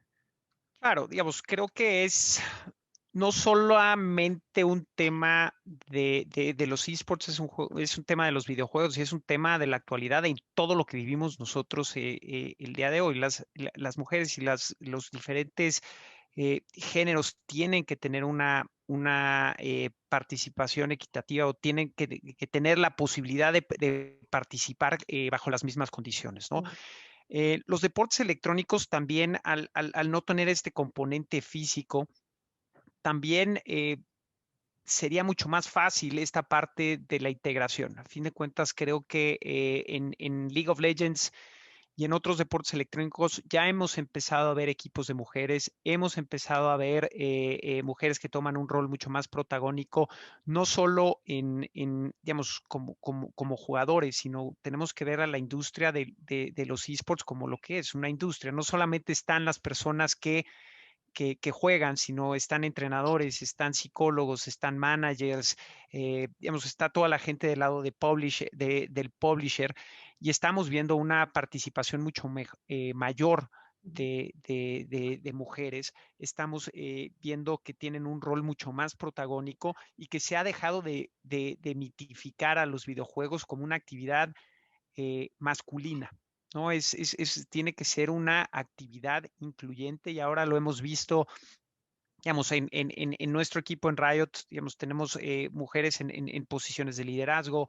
El equipo, por ejemplo, ahorita de bote pronto, el equipo de All Knights, la general manager de All Knights es una mujer y que lo hace espectacularmente bien. Digamos, entonces, poco a poco estamos trabajando en conjunto con los equipos y en conjunto con las otras empresas que forman parte de este ecosistema para poder mejorar en esto, pero definitivamente todavía estamos en un inicio y definitivamente todavía tenemos mucho camino que recorrer. Asignatura pendiente también, ¿eh? Tenemos ya algunas. Claro. No sé cómo queréis aportar algo, Pablo. Mira, hay varios temas. Con respecto a la inclusión, en lo que hablábamos un poco antes, nosotros hemos tenido yo la oportunidad de hablar por ejemplo, hay un equipo muy conocido aquí en Argentina de Counter-Strike, en su momento era el equipo femenino de Isurus Gaming, ahora es el equipo femenino de 9Z, y hablando un poco con ellas, yo también tengo experiencia, yo también estoy en la Federación Argentina de Balonmano, de Handball, y trabajo día a día con seleccionados masculinos y femeninos, y aquí lo que tienen los esports es la posibilidad absoluta de no tener que hacer esa distinción, de que no tenga que haber un equipo femenino de Counter-Strike o un equipo femenino de League of Legends. Esa distinción se hace, y esto lo digo de boca de las propias chicas, no es un convencimiento mío, pero hay una explicación detrás que no sé si tendré tiempo de hacerla, pero ellas me contaban que uno de las grandes limitantes que tienen ellas para poder llegar a meterse o llegar a un equipo de varones es ese roce que les falta. ¿Qué pasa? Un equipo de varones se junta, empieza a jugar y tiene una posibilidad de competencia gigantesca. Entonces van creciendo de nivel, van subiendo su nivel hasta llegar a la parte competitiva. Cuando se juntan chicas, por un montón de motivos, que ahí sí es donde creo que podemos trabajar en la inclusión y en darle más posibilidades, la competencia es muy poca porque terminan compitiendo entre ellas. ¿Y qué pasa? Son pocos equipos, son siempre las mismas, entonces uno en el deporte y en los eSports mejora a partir de jugar con gente mejor. Eso es así. Yo puedo perder 50-0, 40 partidos y en algún momento voy a perder 30-0, en algún momento llegaré a empatar o a ganar. Esa es la manera de mejorar en el deporte y en los esports. En los esports, los equipos femeninos sufren de esto. Y ahí es donde por ahí hay que pensar que estamos hablando de algo que implica solamente el reflejo a la hora de usar un mouse, un teclado. No hay distinción, no es como, no sé, deportes físicos donde claramente hay que hacer la distinción, inclusive por un tema de riesgo, de salud, de golpes, de lo que sea. Aquí no. Entonces, ¿qué hay que hacer? Hay que empezar a hacer una educación desde base, donde esas chicas que quieran jugar no busquen armar un equipo de chicas, sino que busquen entrar a un equipo. Después veremos cuántos hombres y cuántas mujeres, pero mientras no haya eso, va a ser muy difícil que hoy las chicas lleguen a un nivel tier 1 por esta falta de cantidad, de volumen de competencia, es lo que se habla en el deporte tradicional. Si no tenés volumen de competencia de primer nivel, no vas a llegar al primer nivel, es imposible. Entonces, acá es lo que está faltando un poco es eso, y creo que se puede hacer muy bien, y ya se está haciendo muy bien con la inclusión de chicos que por ahí tienen problemas motrices, por ejemplo. Yo contaba el otro día el caso de Santino Orfela, creo que es el apellido, no me acuerdo bien, Ombrela, que es un chico argentino que tiene una parálisis muy grande, está en silla de ruedas, tiene hasta problemas motrices en las manos, y es uno de los mejores jugadores de FIFA de la región. O sea, hay muchas posibilidades para que los esports sean inclusivos y permitan a gente que en el deporte tradicional no puede competir en iguales condiciones que el atleta que no tiene esas complicaciones, los esports sí lo pueden hacer. Y a ejemplos hay un montón. Entonces, ya sea en la inclusión a nivel género como en la inclusión a nivel discapacidades o temas motrices, los esports tienen una gran posibilidad, creo que es responsabilidad de todos poder realizarla y llevarla adelante. Pues sobre esto precisamente, me viene muy bien parlarlo con la siguiente pregunta, que te la voy a lanzar en primer lugar a Diego, y es si crees, Diego, que los esports fomentan un estilo de vida saludable. Lo digo porque hay jugadores, lo hemos contado aquí, que se tiran muchas horas delante del ordenador, ¿no? Entonces, esto, deporte con este tipo de vida sedentaria, ¿cómo encaja? Cuéntanos cómo lo hacéis, por ejemplo, vosotros en vuestro club. Es una pregunta bien controversial, ¿no? Porque si te respondo como padre o te respondo como CEO de un club, ¿no? Ok, hablemos de la parte de los esports, ¿no? Y ahí vuelvo al principio. Competencia, profesionales, gente que cobra un salario por hacer este trabajo, ¿no? Si yo te tengo que decir cuánto tiempo pasa frente a una pantalla un jugador profesional de LOL, por ejemplo, vas a ver que no pasa más tiempo de lo que pasás vos o yo frente a nuestras computadoras todo el día. O sea que hay completamente un mito que están 24 horas frente a una pantalla. No, de ninguna manera. Tienen un calendario sumamente rígido de entrenamiento que arranca usualmente a las 11 de la mañana, ¿no? En trabajos personales, y continúan de 5 a 9 de la noche en todo lo que son scrims y competencias. Entonces, un jugador profesional de esports no pasa más de 8 horas frente a la pantalla. Como clubes, y acá viene la parte del balance, tenemos obviamente un ecosistema alrededor de cada equipo en el cual pues hay un entrenador deportivo que los saca a la mañana a caminar o a correr, los arranca de la cama, por ser absolutamente honesto con todos ustedes, ¿no? Y tienen una hora de ejercicio físico obligatorio, ¿no? Tenemos un chef, ¿no? O sea, todo lo que es la alimentación de nuestros equipos que viven en Gaming House, que son 3 en este momento, básicamente es alimentación, ¿no? Con un nutricionista que se encarga de armar, digamos, los menús semanales como si fueran estudiantes, ¿no? O sea, es muy parecido, digamos, la relación de proteínas, carbohidratos que tienen los jugadores a los que tienen, digamos, los estudiantes, ¿no? Un alto consumo intelectual. Y después tienes todo lo que es la parte específicamente competitiva de entrenamiento, que es frente a una computadora, etcétera. Que después que termine el entrenamiento se pasen otras 3 horas streameando o viendo, pues eso es un tema que ya es más general, ¿no? Pero desde los clubes, lo que estamos haciendo todos, digamos, y acá sí quiero incluir a todos mis compañeros de otros clubes, es tener un balance absolutamente claro entre lo que es la parte laboral y la parte de vida personal. Inclusive hay algo que está ocurriendo a nivel global de tratar de separar, ¿no? de que los gaming houses sean los lugares donde duermen y los lugares de entrenamiento estén en oficinas o lejos de la casa, ¿no? Eso, obviamente, con la pandemia no lo hemos logrado hacer, pero es uno de nuestros desafíos de poder también darle a los chicos la posibilidad de socializar, ¿no? Llevarlos a otro lado a trabajar y no que estén 24 horas en una misma casa como si fuera la casa de Gran Hermano. Pero sí es un desafío muy grande, hay un montón de bibliografía al respecto sobre si son adictivos o no son adictivos los videojuegos, etc. Lo que te puedo decir ahora ya como padre es Eso que en es, esta ahí va pandemia, Diego, como sí, padre. sí, como padre, en esta pandemia, la verdad que los videojuegos han sido una autopista para socializar, ¿no? Yo veo a Mm. mis hijos en estos momentos jugando o Fall Guys o Among Us o un montón de juegos, digamos, y es el lugar donde se comunican con sus amigos, ¿no? Lo que hace un año era un problema, hoy en día es una realidad, ¿no? Y es el lugar donde socializan, ¿no? Me- Estos videojuegos, ¿no? Si separemos videojuegos, el océano grande, de los esports, que es competencia, ¿no? En esports está completamente regulado, hay un balance. El desafío nuestro ahora es lograr ese mismo balance, pues a nivel videojuegos y a nivel hogar.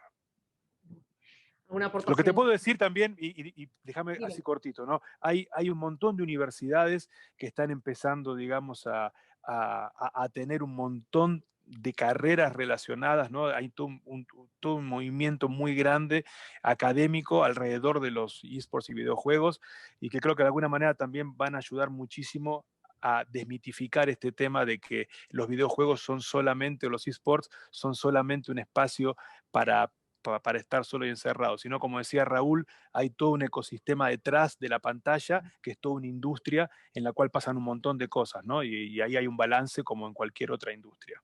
Nada más que eso. Si alguien quiere aportar algo, si no, avanzamos con la siguiente pregunta. Sí, simplemente, quizás a lo mejor por la parte que me toca de medio especializado dentro del sector, cuando oímos muchas veces comentarios de esto es una cosa para frikis, esto es una cosa, con todos mis respetos, para gorditos y demás, creo que eso es banalizar demasiado y creo que al final simplemente quien está haciendo esos comentarios se retrata a sí mismo porque evidentemente evidencia que no tiene ni idea de qué es el sector, ¿no? Yo creo que lo que ha dicho Diego es así y no hay que añadir, y vamos, es que no le puedo añadir ningún pero, creo que esto desmitifica completamente cualquier visión ancestral que se pueda tener de los jugadores de eSports. Y si alguien tenía dudas si estaba aquí presente, desde luego yo creo que ya ha quedado muy claro. Gracias a ambos.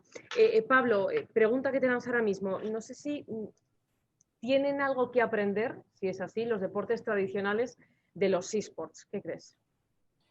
Es lo que hablábamos un poco antes. A ver, de nuevo, como habían dicho, creo que en su momento Rafa, la industria del deporte tradicional mueve audiencias y mueve dinero a otras escalas. No creo que allí pueda enseñar demasiado, pero sí entiendo que en el último tiempo, posiblemente la manera en la que los esports trabajan la creación de contenido ha sido un espejo para el deporte tradicional.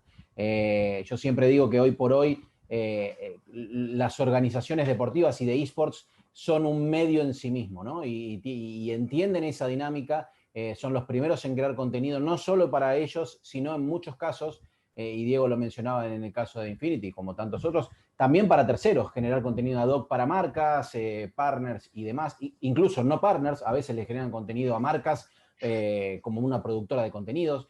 Y eso entiendo que el deporte tradicional lo está empezando o lo viene entendiendo hace tiempo y lo está haciendo. Y hay un montón de casos, que Barcelona, que este año anunció que es una productora, aparte, que hasta se define ya no como un club deportivo, sino como una productora de contenidos, lo cual es una ratificación de lo que estábamos hablando antes. Yo cuando leí la noticia dije, bueno, ya si el Barcelona piensa lo mismo, estamos todos más o menos alineados. Y estamos entendiendo esto que hablábamos antes, de que el contenido es el rey y la audiencia es la reina. Entonces me parece que el deporte tradicional un poquito está yendo en esa línea y está entendiendo y está empezando a contagiarse en el buen sentido de esto, ¿no? De ser parte. Ya no es solamente, bueno, cierro un canon de derechos de transmisión, sino que hago todo lo que esté a mi alcance y todo lo que yo pueda hacer para generar mi propia audiencia, para generar mi propio contenido, para generar mi negocio detrás de esto. Y también hace poco se anunció el acuerdo entre la Liga y Twitch. Digo, Twitch también hace unos meses había anunciado que relanzaba su división de deporte tradicional. O sea que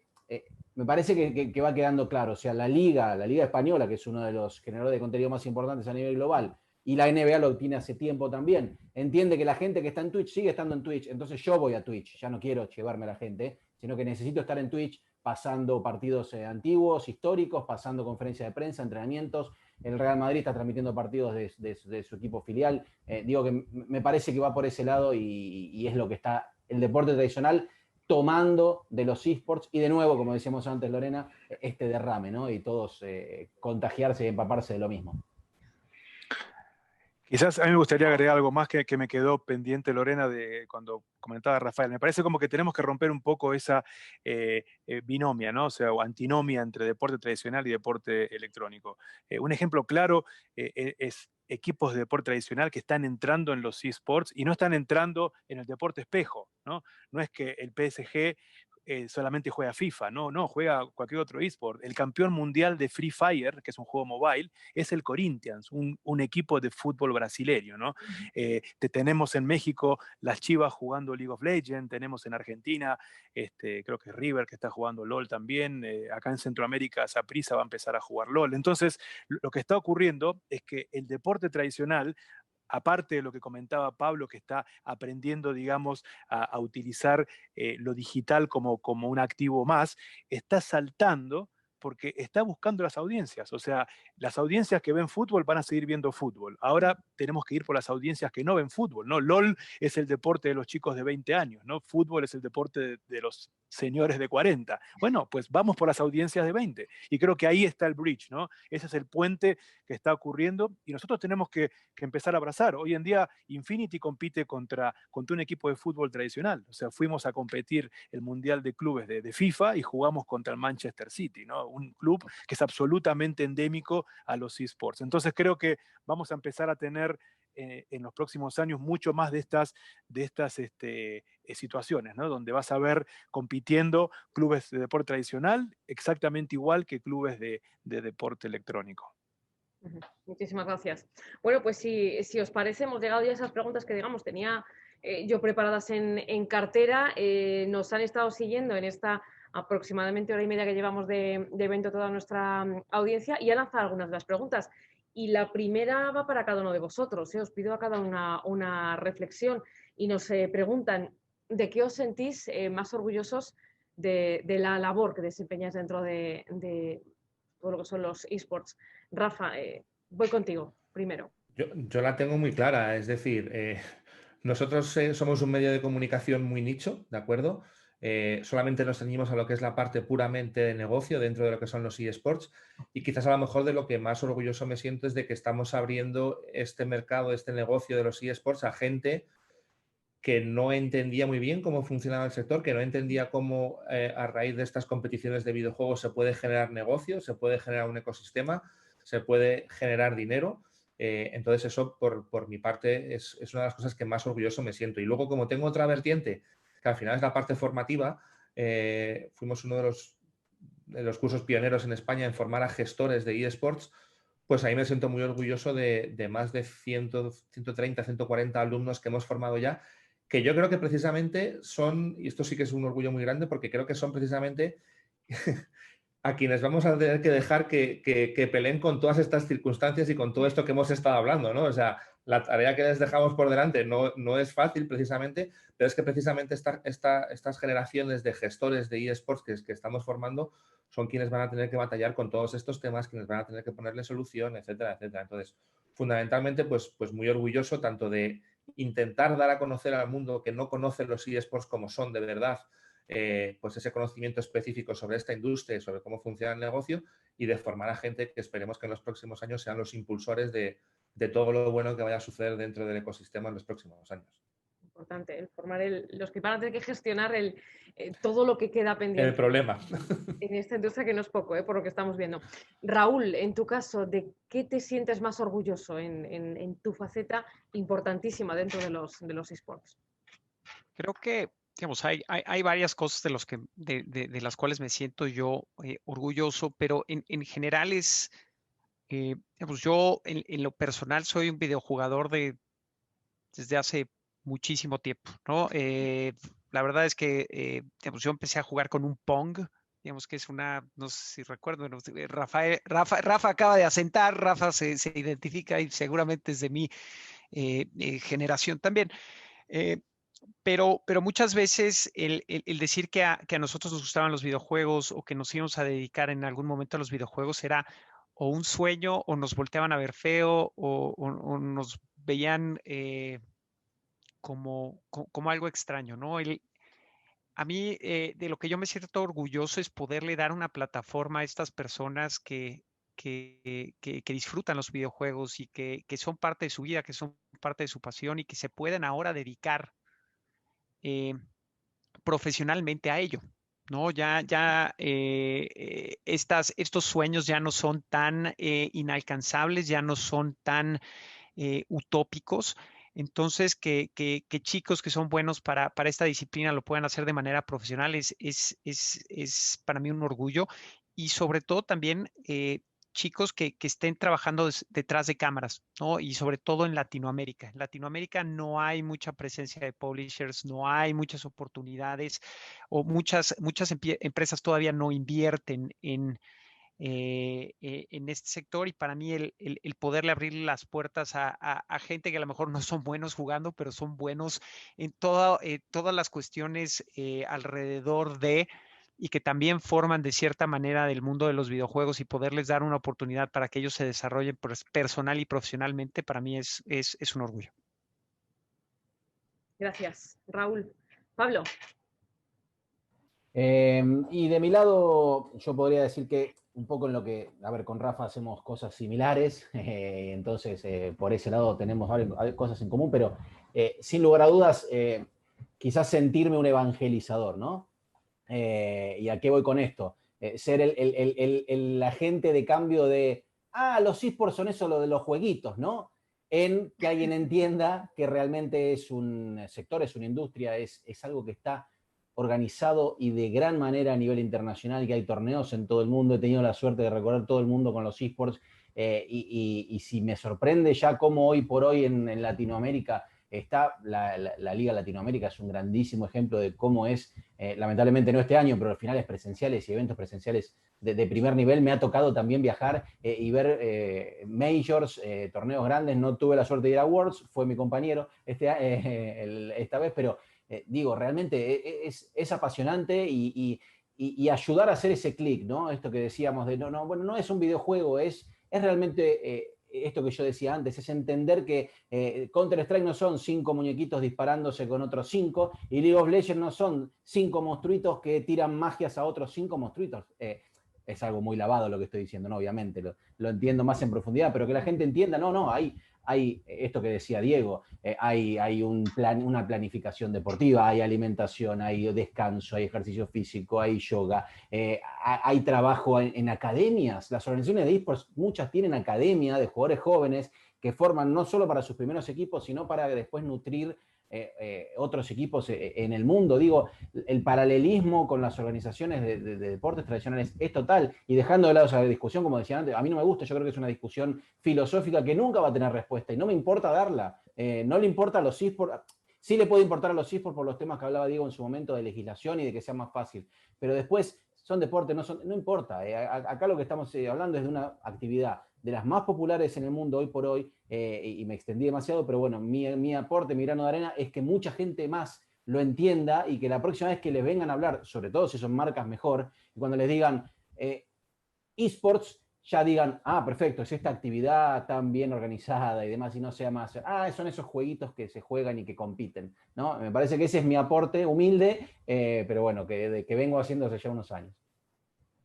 Muchas gracias. Diego, creo que es quien me queda más pendiente, ¿verdad? Sí, bueno, creo que dijeron todo, ¿no? Pero yo comparto con Rafael, Raúl. ¿Algo tendrás propio?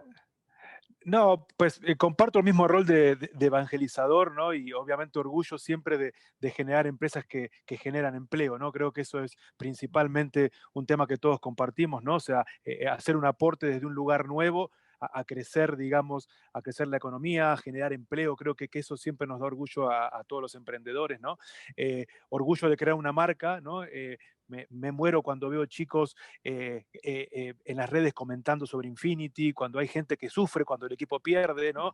Y como mi hijo, por ejemplo, pues eso me llena de orgullo, ¿no? O sea, el hecho de poder crear una marca y poder llevarla globalmente. Y después el orgullo de padre, ¿no? De pasar a ser un padre aburrido, de trabajar en una empresa multinacional, a ser el papá cool de todos los amigos de mis hijos que vienen a mi casa a ver qué estoy haciendo, ¿no? Eso verdaderamente tuve que desaprender todo lo que había aprendido en 25 años, aprender de nuevo, pero me siento mucho más integrado. Y creo que, para cerrar, comparto lo que dijo Rafael, nuestro rol, al menos estos 4 que estamos acá, es pasarle la posta a la nueva generación y tratar de hacer una autopista que sea circulable a altas velocidades. Bueno, pues muchísimas gracias a los 4. Yo, si pudiera resumir las sensaciones que habéis transmitido, es que os divertís con vuestro trabajo, que os motiva muchísimo y que lo transmitís, ¿no? Y eso es importantísimo, ¿eh? Así que enhorabuena, ¿eh? Y muchísimas gracias por aclarar puntos que a lo mejor no todos teníamos claros al principio de este evento y que desde luego salimos con otra idea y sin prejuicios acerca de los eSports. Pues vamos a ir finalizando porque estamos prácticamente en hora. Muchísimas gracias sobre todo a los 4, a Rafael, Raúl, Pablo y Diego, por compartir vuestro papel. Sois las 4 patas, podríamos decir, para que se sustenten los eSports. Desde luego, si algo ha quedado claro es que queda mucho por delante, que esto es solo el principio y eso es desde luego lo mejor de todo, que sigue transmitiendo ese entusiasmo por esta industria. A vosotros gracias y gracias también a toda nuestra audiencia que nos ha seguido un día más, y termino pues recordándonos que van a ser nuestros próximos eventos, de nuevo temas de vanguardia y pues con participantes de la talla de quienes nos han acompañado hoy. Os doy algunos de los títulos: To Be Corp or Not To Be Corp, inversión de impacto, anticiparse a las próximas crisis. Son 3 de los temas que vamos a tratar en los próximos eventos, y además van a poder ver todos los detalles a través de www.nbusinessclub.com. Y además recuerdo que todos aquellos que quieran darse de alta como miembro del club pueden hacerlo también en esta página web, www.nbusinessclub.com.